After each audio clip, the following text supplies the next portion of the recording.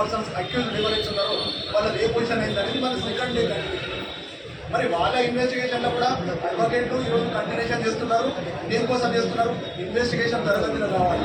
మరి ఎవడున్నాడు వాడైతే ముందు అరెస్ట్ కావాలి. మరి పంపాల రిమాండ్ రిపోర్ట్లో ఇచ్చేసి పంపించినాక ఫర్దర్ ఇన్వెస్టిగేషన్లో ఏంటంటే పోలీసు వాళ్ళు మనం మ్యాక్సిమం ఇప్పుడు నా మటు క్రిమినల్ కేసులలో చూస్తున్నా ఏంటంటే వివరణ సాక్ష్యాలు పెట్టేసి పంపించడం, కేసు ఛార్జ్ షీట్ వేసేయడం, పంపించడం. బట్ ఏంటంటే ఓచలైపోతుంది. కాబట్టి నేను అనేది ఏంటంటే ఇన్సిడెంట్ జరిగింది. ఇప్పుడు కాసిం సంబంధించిన ఇన్సిడెంట్ జరిగింది. కాసిం సంబంధించిన ఇన్సిడెంట్ ఏదైతుందో అది ఎప్పటి నుంచి ఉంది? అయినా మీద ఈ అలిగేషన్స్ కానీ ఆ రూమ్కి సంబంధించిన ఇబ్బందులు కానీ అది ఎప్పటి నుంచి ఉంది. కాబట్టి ఏంటంటే పోలీసు వాళ్ళకు కూడా మనం ఎంబడి ఉండి విట్నెస్ని ఎవరిని చేస్తున్నారు, ఆ టైంలో ఎవరున్నారు విట్నెస్, ఆ విట్నెస్ అంతా కరెక్ట్ గ్యాదర్ చేసుకొని సర్కమ్స్టాన్షియల్ విట్నెస్ అంటే ఇంతకుముందు జరిగింది ఏముంది, బిల్డింగ్ దానికి సంబంధించిన ఇష్యూస్ ఉన్నాయి. ఆ ఇష్యూలలో సర్కమ్స్టాన్షియల్ విట్నెస్ తీసుకురావాలంటే మనం అందరం యూనిటీగా ఉండి, అడ్వకేట్లు అందరూ యూనిటీగా ఉండి దగ్గర ఉండి పోలీసులతో కలిసి మాట్లాడి సర్కమ్స్టాన్షియల్ విట్నెస్ అందరూ చేసి చాలా మందిని పెట్టాలండి. ఎగ్జామ్ పెట్టాలి. ఎందుకోసం అంటే ఎవరు ఉంటే పెట్టాలి.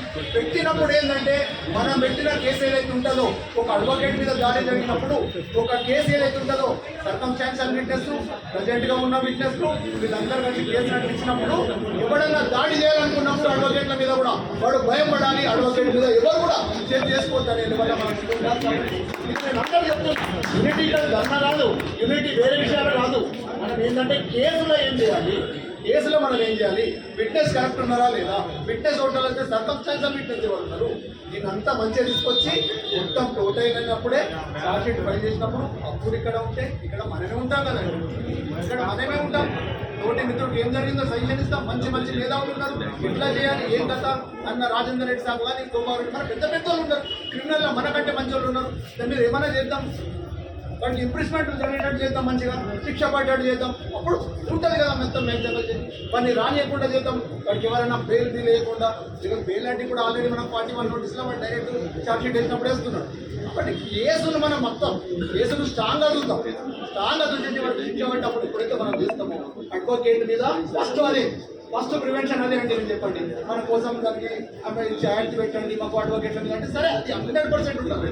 మీరు ఎందుకోసం అంటే మన డిమాండ్ ఏదైతుందో మొత్తం ప్రిపేర్ అయింది, పార్లమెంట్ పోతుందని అదే వింటున్నాం మనం. సరే డ్రాఫ్టింగ్ అయింది, పోనీ అది యాక్ట్ రావాలి ఆల్ ఇండియాలో, ఇది 100% ఒప్పుతాం. ఎందుకంటే మన అడ్వకేట్ అంటేనే దాడి చేస్తుందంటే ఇక మీతో ఎవరున్నారంటే చెప్పండి. సమాజంలో పొలిటికల్ పార్టీలు అయితే పరమ దరిద్రంగా ఉన్నాయి.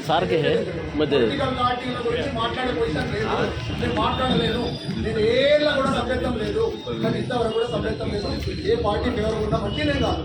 కాబట్టి మనం ఏంటంటే మనం పోయే వే ఏదైతుందో కరెక్ట్ మనమే అడ్వకేట్ ఉంటారు.